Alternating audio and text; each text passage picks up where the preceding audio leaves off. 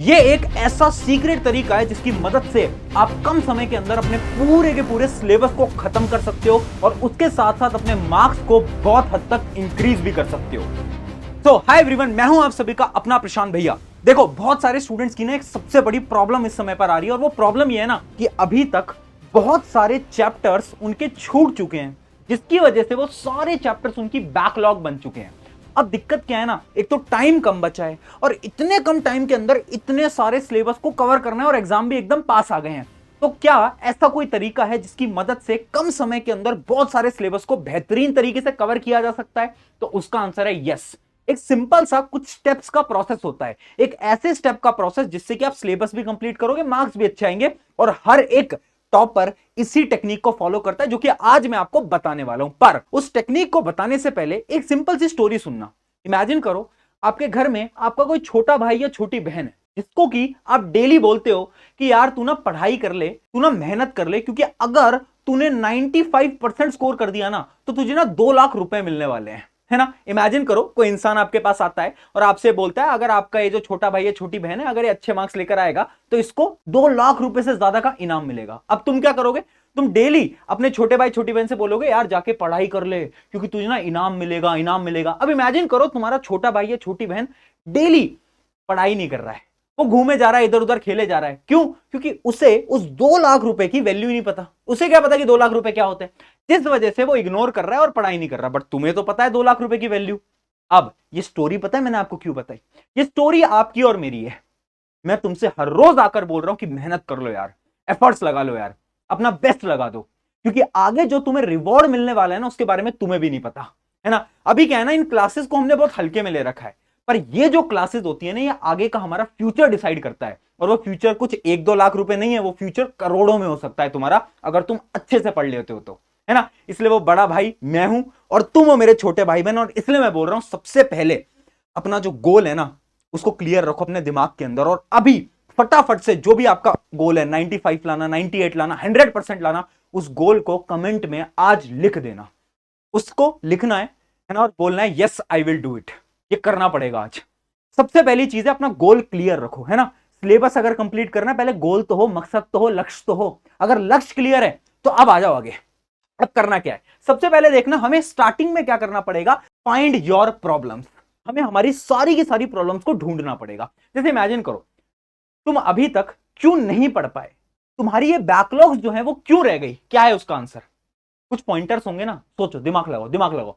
अभी तक तुम्हारी बैकलॉग शायद इसलिए बन गई, सिलेबस तुम इसलिए कंप्लीट नहीं कर पाए क्योंकि तुम ज्यादा डिस्ट्रैक्टेड थे। किस वजह से डिस्ट्रैक्टेड थे? शायद ज्यादा फोन चलाते थे, सोशल मीडिया चलाते थे, या फिर आपके अपने अपने रीजन हो सकते हैं। तो आज सबसे पहले क्या करना, एक एक पेपर लेना और उस पेपर में सारे पॉइंट्स को नोट डाउन कर देना। कौन से पॉइंट्स? वो सारे पॉइंट्स जिनकी वजह से अभी तक तुम इस सिलेबस को कंप्लीट नहीं कर पाए। ये पता है मैं क्यों करा रहा हूं? क्योंकि यार देखो, आज मैं स्ट्रैटेजी बता दूंगा, सब कुछ बता दूंगा, पर अगर तुम इन पॉइंट्स को अपनी जिंदगी से बाहर नहीं निकाल पाए ना तो कोई फायदा नहीं है इस वीडियो का। क्योंकि अब तुम ट्राई तो करोगे, 1-2 दिन तो तुम बहुत अच्छी पढ़ाई करोगे, बट वापस से प्रॉब्लम तुम्हारे पास आ जाएंगी। इस वजह से तुम्हें क्या करना है, तुम्हें सबसे पहले उन सारी प्रॉब्लम्स को लिखना है और उन प्रॉब्लम्स को ना चिपका लेना है अपनी स्टडी टेबल के सामने। इससे क्या होगा? इससे जब वो डेली आप देखोगे ना तो आपको पता चलेगा ये मेरी प्रॉब्लम्स हैं, मैं ज्यादा समय मोबाइल फोन चलाता हूं, डिस्ट्रैक्टेड रहता हूं, इन सारी प्रॉब्लम्स को मुझे अपनी जीवन से उठाकर फेंकना है। ये बहुत इंपॉर्टेंट है। अब बात करते हैं कैसे सिलेबस कंप्लीट होगा। स्टेप बाय स्टेप प्रोसेस है। पहले बात करते हैं स्टेप नंबर 1। स्टेप नंबर 1 है study according to your syllabus, यानी 80-20 रूल। देखो, इमेजिन करो तुम्हें ना कहीं घूमने जाना है, वेकेशंस पे जाना है, पर मैं तुम्हें ये बोलता हूं कि यार तुम्हारे पास ना एक छोटा सा बैग है और उसी बैग के अंदर तुम्हें सारे कपड़ों को रखना है। तो तुम क्या करोगे? तुम सिर्फ उन्हीं कपड़ों को रखोगे जो कि इंपॉर्टेंट है, जो कि एसेंशियल है, जिसके बिना तुम ट्रिप पे नहीं जा सकते। ये करोगे ना? पढ़ाई में भी आपको यही करना है। 80-20 रूल ये कहता है कि हर पेपर के 20% सिलेबस में से 80% मार्क्स के क्वेश्चन आ रहे होते हैं। यानी आपका चाहे कोई भी सब्जेक्ट हो, चाहे साइंस हो, मैथ हो, हर एक चैप्टर के ना कुछ इंपॉर्टेंट टॉपिक्स होते हैं, उन्हीं में से सवाल आते हैं। अब तुम्हें क्या करना है, देखो 2 टाइप के तुम्हारे टॉपिक्स होंगे। कैसे? एक तो वो जो कि तुम्हारी बैकलॉग्स हैं, इमेजिन करो वो चैप्टर्स जो कि तुम्हारे पीछे छूटे हुए हैं, और कुछ चैप्टर्स वो होंगे जो कि अभी के समय पर चल रहे होंगे, स्कूल के अंदर, कोचिंग के अंदर, ट्यूशन के अंदर। तो जो अभी के समय पर चल रहा है ना उस पर तो तुम्हें एकदम फोकस लगाना है, एकदम डिटेल में पढ़ना है, जैसे कि तुम्हें स्कूल या कोचिंग या ट्यूशन के अंदर पढ़ा रहे हैं, है ना। पर ये जो बैकलॉग है ना, इनका पता है तुम्हें क्या करना है, इनमें तुम्हें लगाना है 80-20 रूल। यानी तुम्हें सब कुछ नहीं पढ़ना, तुम्हें कुछ ट्रिक्स निकालनी है। ट्रिक्स कैसे? सबसे पहले वीडियो लेक्चर देख लो, ठीक है, जाओ यूट्यूब पे सर्च करो और वीडियो लेक्चर देख लो। उसके बाद सिर्फ इंपॉर्टेंट क्वेश्चंस को सॉल्व करो। जरूरत नहीं है सारे क्वेश्चंस को सॉल्व करो, जरूरत नहीं कि एनसीईआरटी पूरी की पूरी रीड करो, कोई जरूरत नहीं है, ठीक है।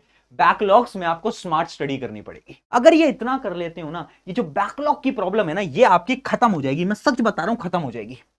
और जो सिलेबस में चल रहा है उसको तो जैसे स्कूल में पढ़ा रहे हैं, कोचिंग में पढ़ा रहे हैं, ट्यूशन में, उनको ऐसे ही पढ़ते रहो, डिटेल में पढ़ते रहो, बट बैकलॉग ऐसे तुम्हारी खत्म हो जाएगी। ये था स्टेप नंबर 1। अब आगे आते हैं स्टेप नंबर 2 की तरफ, जो कि है सेट डेली टारगेट्स। देखो यार, एक सिंपल सी मैं बात बोल रहा हूं, मैं ना बहुत सारे स्टूडेंट से बात करता हूं और उसमें से 80% ज्यादा से स्टूडेंट्स को ना ये ही नहीं पता कि वो डेली कितने घंटे पढ़ाई करते हैं। कितने घंटे पढ़ाई से मेरा पता है क्या मतलब है? Self study.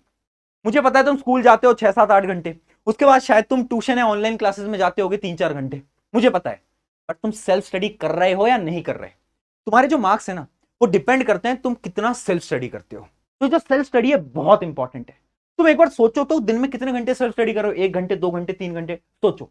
अब डेली क्या करना है तुम्हें? डेली टारगेट्स बनाने हैं। जब भी आप रात को सोने जा रहे हो ना, उस टाइम पर अगले दिन के सारे टारगेट्स लिखित होने चाहिए, यानी उनको लिख कर रख लो। क्योंकि हो क्या रहा है ना, हमें यही नहीं पता कि अगले दिन हमें करना क्या है ना। जो मर्जी आता है वो उठा लेते हैं, कभी होमवर्क कर लेते हैं, कभी ये कर लेते हैं, कभी वो कर लेते हैं। अरे भाई, सेल्फ स्टडी के टाइम पर तुम्हें पढ़ाई करनी है और तुम्हें पता होना चाहिए अगले दिन तुम्हें क्या पढ़ना है। मैं ये नहीं बोल रहा टाइम टेबल बनाओ, टाइम टेबल बनाना तो एकदम मूर्खता है, टाइम टेबल नहीं बनाना होता। तुम्हें बस डेली टारगेट्स पता होने चाहिए कि अगले दिन तुम्हें करना क्या है। ये था स्टेप नंबर 2। आगे बढ़ते हैं स्टेप नंबर 3 की तरफ, जो कि है कल कब पढ़ेंगे। Very important. देखो, हम क्या बोलते हैं खुद से? यार आज नहीं हो पाया, कल करेंगे, नहीं नहीं परसों करेंगे, नहीं नहीं परसों करेंगे। कल कब? कब करोगे?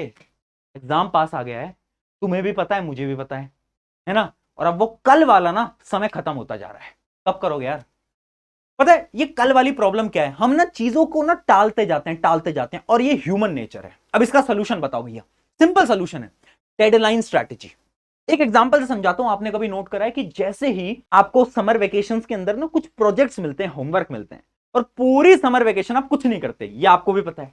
पर लास्ट में जाकर, एंड में जाकर, जब कुछ 5-7 दिन बचे होते हैं, उस समय पर तुम सारे होमवर्क को पूरे पूरे दिन लगकर खत्म कर लेते हो। क्यों? क्योंकि तुम्हें पता है कि तुम्हारे पास डेडलाइन है। तुम्हें पता है कुछ दिनों में तुम्हें उस होमवर्क को सबमिट करना है अपने टीचर को। तो जब हमारे पास डेडलाइन होती है ना, तो हम काम को बहुत तेजी से करते हैं। अब ये डेडलाइन तुम्हें डेली बनानी पड़ेगी। डेली अपनी डेडलाइन बनाओ। जैसे मैंने अभी तुम्हें बताया ना, डेली टारगेट्स बनाने। उन टारगेट से क्या होगा, तुम्हारे पास एक डेडलाइन होगी। डेली डेडलाइन बनाओ कि ठीक है, आज ना मुझे ये वाला जो चैप्टर है ये करना ही करना है, फिर चाहे कुछ हो जाए। इस चैप्टर के बिना तो मैं उठने नहीं वाला आज। डेडलाइन बनाओ, खुद के लिए बनाओ, है ना। और अगर खुद फॉलो नहीं कर पाते, अपने पेरेंट्स को बता दो कि मम्मी पापा आज ना मैंने सोचा कि मैं चैप्टर नंबर 1 पूरा पढ़ूंगा, जब तक मैं ना पढ़ूं मुझे उठने मत देना कमरे से। ऐसे करो। जब ये डेडलाइन बनेगी, ऑटोमेटिकली तुम देखोगे कि कैसे तुम सारे टारगेट्स को कंप्लीट करते हो, बहुत आसानी से आगे बढ़ते जाओगे। ये बहुत इंपॉर्टेंट स्ट्रैटेजी है। अब बढ़ते हैं पॉइंट नंबर 4 की तरफ, स्टेप नंबर 4 की तरफ, जो कि है डेली प्रोग्रेस। देखो, अपनी डेली प्रोग्रेस को ट्रैक जो नहीं करेगा ना, वो कभी भी आगे नहीं बढ़ पाएगा। भैया डेली टारगेट्स तो बना लिए, भैया सारी चीजें लिख तो ली, पर अगर अगले दिन उसको चेक ही नहीं करा कि कितने टारगेट कंप्लीट कर पाए, कितने नहीं कर पाए, तो ये सारे टारगेट वेस्ट है। क्या है? वेस्ट है। तो इसलिए ना डेली प्रोग्रेस को चेक करो। अच्छा, आज मैंने अपने 5 टारगेट लिखे थे, क्या मैं 5 कर पाया, कर पाई? अब देखो, 5 में से ना जरूरी नहीं है 5 कर पाओगे। कभी 4 करोगे, कभी 3 करोगे, कभी 2 करोगे, पर हार नहीं माननी ना यार। यही तो स्ट्रगल है।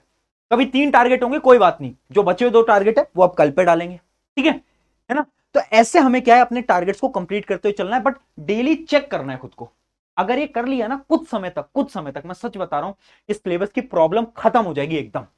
और अब बढ़ते हैं फाइनल स्टेप की तरफ, स्टेप नंबर 5, जो कि है स्टॉप ओवर थिंकिंग। एक स्टोरी बताता हूं। इमेजिन करो, एक लड़का है जिसको ना बाहर घूमने जाना है, और उसके ना पापा उससे क्या बोल रहे हैं। वो लड़का जा रहा था और उसके पापा उससे पूछते हैं कहां जा रहा है, तो उसने बताया कि मैं बाहर जा रहा हूं। तो उसके पापा उसको जवाब देते हैं बाहर मत जा। तो पूछता है पापा पर क्यों? अगर तू बाहर बाइक से गया तो क्या पता तेरा एक्सीडेंट हो जाए। वो कहता है पर पापा मैं तो पैदल जाना चाह रहा था। अच्छा, तू अगर पैदल गया तो क्या पता पैदल ही जा रहा है तू और तुझे कोई ट्रक आके एक्सीडेंट कर दे। तो अपने पापा को बोलने लगता है पापा ये क्या आप ओवर थिंकिंग, ये क्या सोच रहे हो आप? तुम्हें भी लग रहा है ना कि कितने अजीब से पेरेंट्स हैं यार, इतना कौन ओवर थिंक करता है। पर ये तुम खुद के साथ कर रहे हो हर रोज। क्या करते हो? सिलेबस हो पाएगा, नहीं हो पाएगा, मार्क्स आ पाएंगे, नहीं आ पाएंगे, मेरे दोस्त के तो 90% है, मैं 95 ला पाऊंगा नहीं ला पाऊंगा, इतनी सारी चीजें कैसे करूंगा, क्या मैं अपने पेरेंट्स को प्राउड फील करवा पाऊंगा नहीं करवा पाऊंगा। ओवर थिंकिंग डेली, हर रोज कर रहे हो ना, कर रहे हो ना। ये जो प्रॉब्लम है ना, इसको खत्म करो, इसको खत्म कर दो। ये ओवर थिंकिंग ना अपने दिमाग से निकाल दो। खुद से बोलो मैं कर सकता हूं, मैं कर सकती हूं। जिस दिन ये कॉन्फिडेंस आ गया ना खुद के अंदर, मैं सच बता रहा हूं, कोई ताकत नहीं है जो कि तुम्हें हरा सके। यार तुम वो स्टूडेंट हो जो कि 1-2 दिन एग्जाम से पहले पढ़ के ना टॉप कर लेते हैं, ठीक है? तो खुद को अंडर एस्टिमेट मत करो, तुम्हारे अंदर है पावर, तुम कर जाओगे, ठीक है? तो इन 5 स्टेप को फॉलो करो, इसकी मदद से आप आराम से अपने सिलेबस को टाइमली खत्म कर पाओगे और फास्ट तरीके से कंप्लीट कर पाओगे। आई होप वीडियो अच्छी लगी हो। अगर अच्छी लगी तो अपने एक दोस्त के साथ जरूर शेयर करना। मिलते हैं किसी नेक्स्ट वीडियो के अंदर। Take care.